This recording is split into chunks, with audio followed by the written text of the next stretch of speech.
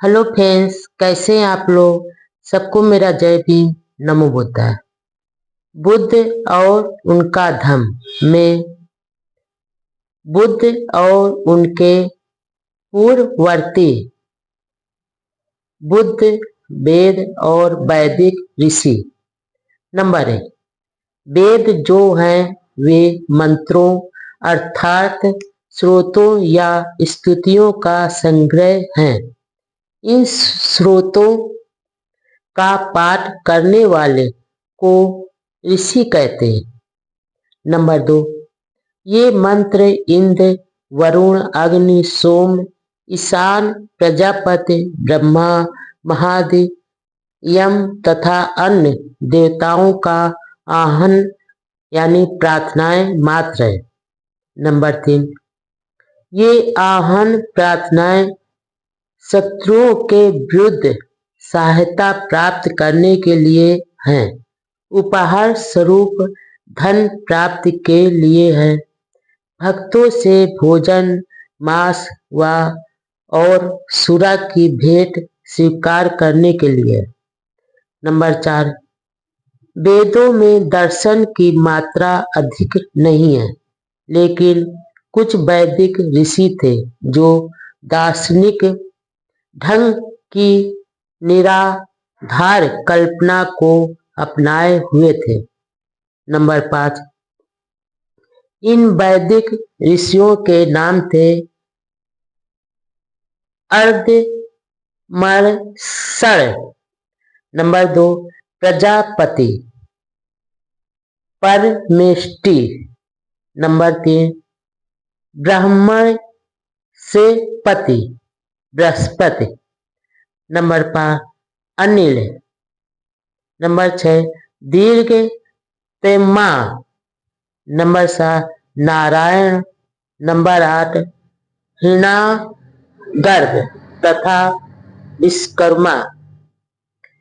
Number 6, इन वैदिक दार्शनिकों की मुख्य समस्याएं थी संसार की उत्पत्ति कैसे हुई, अलग अलग वस्तुओं की उत्पत्ति किस प्रकार हुई, उनकी एकता और अस्तित्व क्यों है, किसने उत्पत्ति की और किसने व्यवस्था की, या संसार किससे उत्पन्न हुआ और फिर किसमें विलीन हो जाएगा। नंबर 7, अधमर्षण का कथन था कि संसार की उत्पत्ति तपस ताप से हुई है। तपस ही वह मुख्य उत्पत्ति का तत्व है जिससे नित्य नियम और सत्य की उत्पत्ति हुई है। इन्हीं से रात तमस अंधकार की उत्पत्ति है, तमस से जल की उत्पत्ति हुई है और जल से काल की।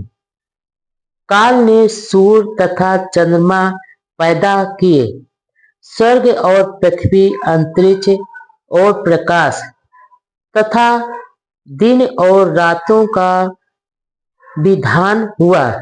नंबर 8, बृहस्पति की अवधारणा थी कि सृष्टि की उत्पत्ति असत्य से सत्य रूप में आई, असत्य से कदाचित उसका आशय अनंत से था, सत्य मूल रूप से असत्य से ही उत्पन्न हुआ, असत्य ही सभी सत्य, सभी संभव असत्य का स्थायी मूलाधार है।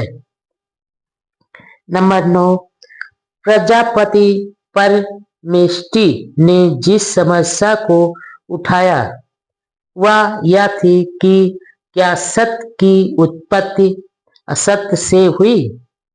उसका मत था कि यह प्रश्न प्रासंगिक नहीं है, जिसका विषय से कोई संबंध नहीं है। उसके मत के अनुसार समस्त जगत का मूलाधार जल है। उसकी दृष्टि में मूल तत्व जल है जो न सत के अंतर्गत आता है न असत के। नंबर 10, परमेष्टि ने जड़ तत्व और चेतन को लेकर कोई विभाजक रेखा नहीं खींची। उनके मत के अनुसार किसी निहित तत्व के ही कारण जल भिन्न भिन्न वस्तुओं का आकार ग्रहण करता है। उसने इस विश्वव्यापी इच्छा शक्ति को कर्म नाम दिया। नंबर 11, अनिल नाम का एक दूसरा वैदिक दार्शनिक था। उसके विचार में वायु ही मुख्य तत्व है। इसमें गतिशीलता के लिए अंतर्निहित क्षमता है या उत्पादन के मूल तत्व से संपन्न है। नंबर 12, दीर्घतमा का मत था कि समस्त जीवित प्राणी अनंतः सूर्य पर निर्भर करते। सूर्य थामा गया है और अपनी अंतर्निहित शक्ति से आगे पीछे धकेला जाता है। नंबर 13, सूर्य किसी भूरी शकल के पदार्थ से बना है और वैसे ही विद्युत तथा अग्नि भी निर्मित है। नंबर 14, विद्युत और अग्नि से ही जल का बीजा अंकुर बनता है और जल पौधों का बीजाकुर बनाता है। दीर्घतमा का ऐसा मत था। नंबर 15, नारायण के मत के अनुसार पुरुष ईश्वर ही जगत का आदि कारण है। पुरुष से ही सूर्य, चंद्रमा, पृथ्वी, जल, अग्नि, वायु, अंतरिक्ष, आकाश, क्षेत्र, ऋतुएं, वायु के जीव, सभी पशु, सभी वर्गों के मनुष्य तथा सभी मानवीय संस्थाओं की उत्पत्ति हुई है। नंबर 16, सिद्धांत की दृष्टि से हिरण्यगर्भ तो परमेष्टि और नारायण के बीच के मत का था। हिरण्यगर्भ का अर्थ है स्वर्ण, बीजा, अंकुर। यही विश्व की वह महान शक्ति है जिसमें से दूसरे सभी पार्थिव तथा दिव्य शक्तियों तथा अस्तित्व की उत्पत्ति होती है। नंबर 17, हिरण्यगर्भ का अर्थ है अग्नि। यह अग्नि ही है जो सौर मंडल का उपादान तत्व है और विश्व की उत्पादक शक्ति का सिद्धांत है।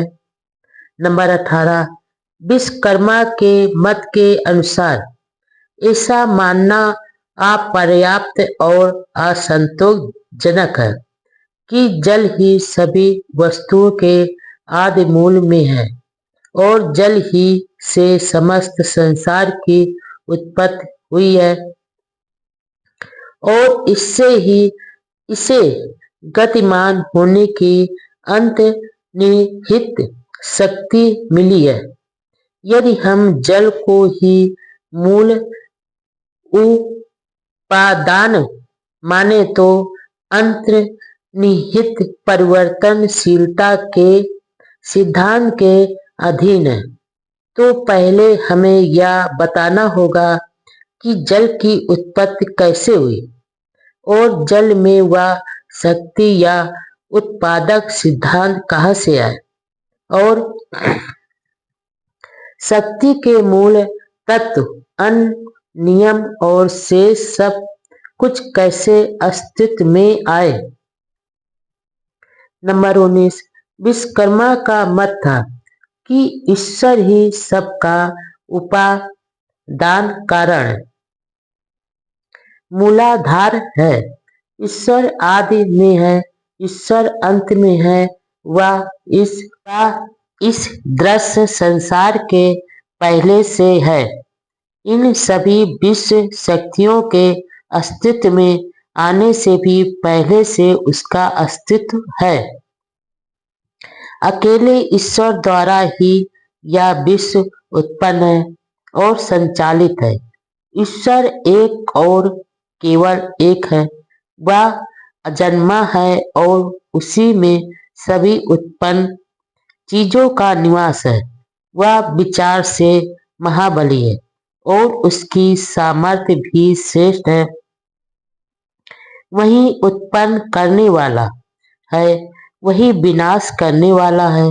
पिता की हैसियत से उसने हमें उत्पन्न किया और यमराज के रूप में माँ वह हम सबके परिणाम से परिचित है।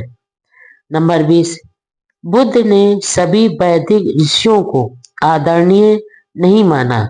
उन्होंने केवल 10 वैदिक ऋषियों को सर्वाधिक प्राचीन तथा मुख्य मंत्र रचयिता माना।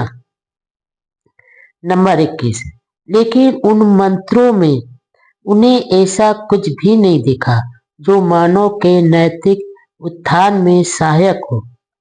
नंबर 22, बुद्ध की दृष्टि में वेद मरुभूमि के समान बेकार है।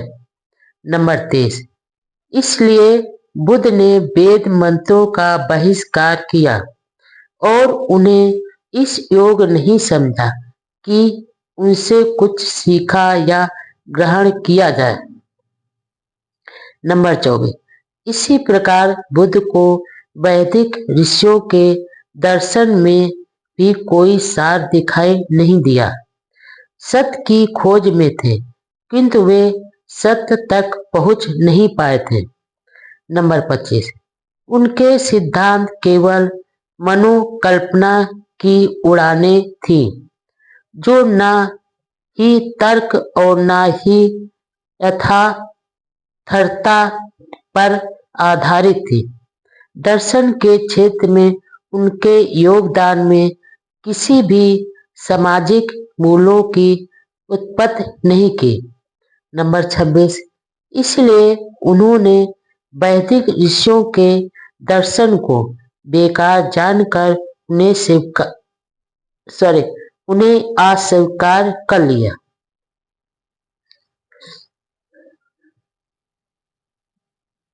नंबर 26, इसलिए उन्होंने वैदिक ऋषियों के दर्शन को बेकार जानकर उन्हें अस्वीकार कर दिया।